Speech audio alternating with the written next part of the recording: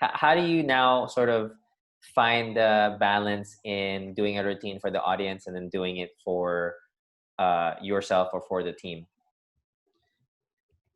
I think it's a case-to-case basis, really. Okay. Sometimes if we want to make content for our own, then we just make content for our own. If you need to make content for a client, say for example, recently we're doing some music videos for some artists, or like dance videos for upcoming artists, Yeah. then they have specifics that they Yeah. want us to deliver. So I think Well, it's a well, from the I see where you're getting at. What I want to ask is like from the perspective like a competition, right? Because obviously for the clients, you're going to do it for them, right? But when it's for let's say a competition, specifically let's look at an example. Like in Wood, I think recently, parang you guys really went for yung identity of what you wanted to do for the Nickling segment, right? Yeah. That piece, which was really great, and representing like Pinoy and all of that. Mhm. So how much of the decision making in terms of whether it's that specific one in particular or like just in general, how much of the decision making goes into like, all right, guys, we can make this kind of a piece, which we think is gonna, might have some mass market appeal, and then we can do this kind of piece, which we think represents us the best. How do you sort of navigate that? Yeah, it also depends on the competition. Say for Okay. example, in World of Dance, you have the freedom to give them your themes and your music, but it all boils down to the network. If the artist is gonna clear your music, if the network is gonna clear your music, so you have to have a lot of music and stuff in your bag. And sometimes they have a very very good creative team. I've worked with Napoleon and Tabitha. They're really really good. They Oh, yeah. really bring out the best in our routines, and it was actually it was surreal working with them and having their approvals and having their comments. So it really helped us a lot to grow. But at the end of the day, um, you can only navigate the some stuff that you have approved. So, and also with the time frame, because after duels, that's just gonna be like 4 or 5 days before semis for this season. So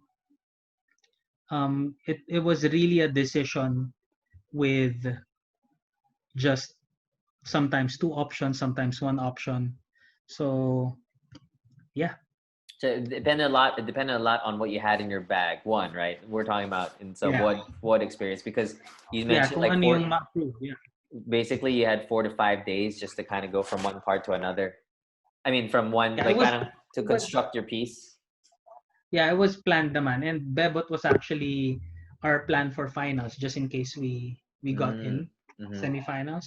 mm-hmm. And then we submitted like around 7 songs. We did like Oh my 5 gosh. routines. Yeah, yeah. But then it really boils down to how they want how they want how they what they want you or encourage you to do. And yeah, sometimes malas din talaga sa artist. Yung artist hindi nagre-reply o di kaya hindi nag-approve. So all of these Mm, copyrights because it's TV. But when it comes to, say for example, Body Rock or yeah, HHI, yeah. excuse me, then you have more freedom Okay. of choosing what you would do. And also I think it's when I'm dealing with competitions, it's not you can't really be selfish of what you really want to do alone. You Mm, have also to consider, um, especially in HHI, you have to consider, of course, the trends. yeah. And then I'm considering trends because I don't want to do the trend. You want Mm, to do the opposite. That's why you have to. And yun. So based on experience, it worked out pretty well. mm-hmm. So you have to dance with that, what the audience want, what the audience wants, what you want. You can't really be super duper stubborn. Yeah. But some competitions you can be. So say for example in Body Rock we did the sperm piece. Yes. So it was fresh and then maganda naman yung result. So Yeah, yeah, yeah. it depends on the competition then. Yeah, it's really, I don't know, parang what we're seeing is, especially in dance and competitions, there's really not like a one answer for everything. We can't say that always be yourself or always do it Yeah, for the clients or always for the judges. You know what I mean? Like you're like always balancing. You know what I mean? And one yeah, minute that's the you're beauty of competitions. That's why it's an art form.